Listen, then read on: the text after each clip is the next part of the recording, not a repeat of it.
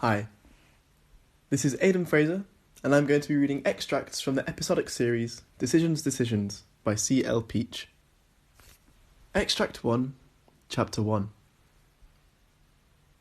Mel had turned at the sound of the voice to see the most handsome bloke she'd ever seen struggling to push himself up the dodgy ramp, which was set at such an angle that even she felt it hard on her virgin, unexercised calves. She'd been watching Pride and Prejudice whilst making her list, and wondered if swooning over Mr. Darcy had somehow projected his looks onto the gorgeous bloke before her. Maybe she was making her dreams come true. Maybe the notebook had special powers. "What's it worth?" she'd asked, grinning. She didn't know what came over her. Why didn't she just help him? How rude of her. Good-looking men always did something to her, though. She didn't know how to talk to them, and often went to her default, passive-aggressive flirting, if there was such a thing. "What kind of person are you, that you won't help another human being in need?" he said sadly. But he couldn't hide the amusement in his voice. "The worst kind, actually. That's why I ended up here. It's a substitute for hell." He laughed the most gorgeous laugh, and she crumbled. "Oh, go on then, just this once. But you're buying the drinks at lunchtime," she said sternly. "Deal. Nice to meet you, Sporty. I'm Brendan, also known as the Wheels," Brendan said. "Pleasure to meet you, Brendan, but I refuse to call you the Wheels. And if you want a response from me in the future, my name is Mel," she said as she moved behind him and gripped the handles. "Mel," he said, starting to laugh. "Shut it if you want to push," she said, also laughing. She wondered about his taste of music, but then everyone knew the Spice Girls.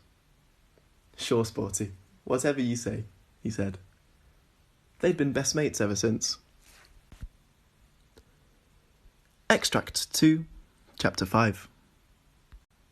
Despite being on holiday, Brendan still met them at the pub next door to the office.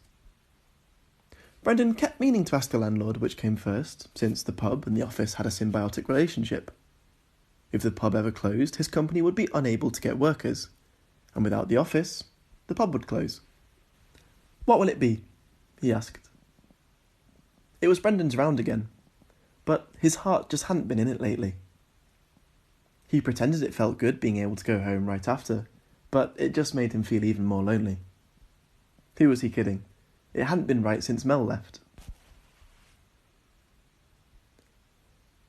Liar was the flavour of the month after claiming the number 1 spot more than Brendan. Even when they had their challenges for who bought the drinks, he never really tried.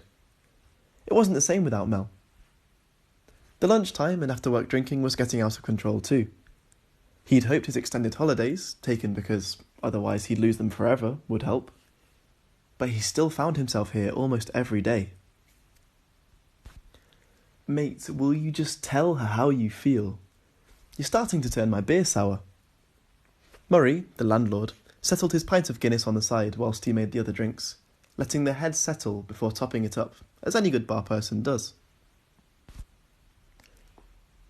Extract 3, Chapter 7. "Hey, how you doing?" A voice came from above her. Mel put her hand up to block out the sun, squinting at the dark figure above her, despite her large sunglasses, which Pippa made her buy, insisting she looked like a movie star in them. "I've been watching you." The person cleared their throat. "Sorry, that came out wrong. Not in a creepy, I'm a stalker, spray me with pepper spray kind of way." Mel smiled, conscious that her backside was on show for the world. Well, it was Bondi Beach. She supposed she was actually well covered up compared to most. But how could she turn over and still retain some mystery about what was underneath? Let me start again. "I'm a friend of Paula's, and I've seen your Instagram feed. Paula said you want to get into photography professionally. I'm the editor of a new magazine. We're looking for freelance photographers, and I wondered if we could have a chat about it. Sorry, it's not really the appropriate way to go about things, but Paula suggested you wouldn't mind me interrupting your tanning time." Mel's heart was fluttering. "No, I don't mind at all."